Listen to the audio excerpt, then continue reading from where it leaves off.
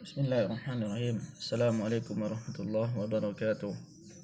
Saya Ardi Wahyuni akan menjelaskan tentang prinsip-prinsip pendidikan Islam sebagai disiplin ilmu. Sebagaimana yang kita ketahui bahwa sumber utama pendidikan Islam adalah kitab suci Al-Quran dan sunnah Rasulullah sallallahu alaihi wasallam serta pendapat para sahabat dan ulama atau ilmuwan muslim. Sebagai tambahan, pendidikan Islam sebagai sebuah disiplin ilmu harus membuka mata bahwa keadaan pendidikan yang terjadi saat ini jauh dari apa yang kita harapkan. Kita mengharapkan bahwa pendidikan Islam memberikan kontribusi terhadap pendidikan yang terdapat di Indonesia. Namun hal tersebut belum terrealisasikan dengan maksimal. Salah satu faktor yang menjadi penyebab hal tersebut adalah tidak diterapkannya sebuah prinsip sebagai dasar dalam pendidikan. Seringkali sebuah prinsip hanya dijadikan sebagai sebuah formalitas saja. Prinsip tidak dijadikan sebagai dasar atau pondasi sebagai pencapaian sebuah tujuan. Padahal dalam pencapaian tujuan yang diharapkan atau yang dalam pendidikan Islam, keberadaan prinsip-prinsip sangatlah penting dan urgen. Oleh karena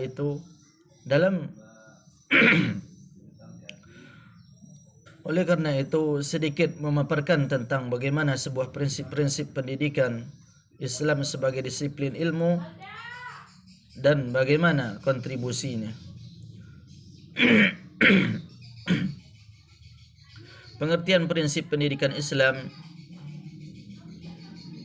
Prinsip berarti asas atau kebenaran yang menjadi pokok dasar berpikir, bertindak dan sebagaimana mengartikan prinsip sebagai kebenaran yang bersifat universal atau yang menjadi sifat dari suatu pendidikan.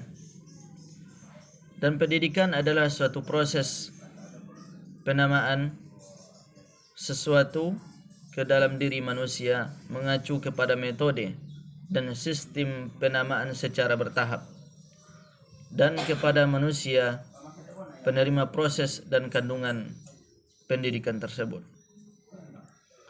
Apabila dikaitkan dengan pendidikan, maka prinsip pendidikan dapat sebagai kebenaran yang menjadi dasar dalam merumuskan perangkat pendidikan. Ilmu pengetahuan dan akhlak. Pandangan Islam terhadap masalah-masalah tersebut melahirkan prinsip dalam pendidikan Islam. Kata ilmu berasal dari bahasa Arab, yakni ilm, yang diartikan pengetahuan. Tetapi ilmu merupakan akumulasi pengetahuan sebagaimana yang dijelaskan dalam bahasa Arab menggunakan 3 huruf, yaitu huruf A, I, dan N, atau lam dan mim. Menurut Muhammad, dan ada 3 huruf yang mempunyai makna tersebut, yaitu huruf Ain. Bentuknya di depan ibarat mulut yang posisinya selalu terbuka, menandakan bahwa mencari ilmu pengetahuan itu tidak pernah kenyang. Huruf lam sesudah Ain panjangnya tidak terbatas, boleh menjunjung tinggi ke langit dan menjangkau cakrawala.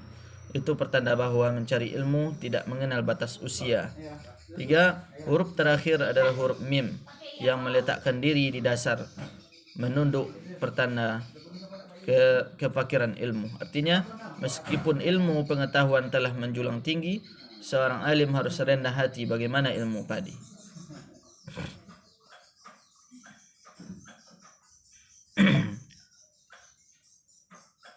Sedangkan pedoman hidup dan hukum-hukum untuk kehidupan manusia telah ditentukan pula dalam ajaran agama yang disebut dinullah, yang mencakup akidah dan syariah.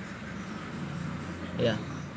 Dalam ayat Al-Quran yang pertama kali diturunkan, Allah memerintahkan agar manusia untuk membaca, yaitu dalam surat Al-Alaq ayat 1-5. Dan di tempat lain ditemukan ayat yang menafsirkan perintah membaca tersebut, seperti dalam firman Allah Subhanahu wa taala di surat Al-Ankabut. Ya, inilah yang dapat saya sampaikan. Assalamualaikum warahmatullahi wabarakatuh.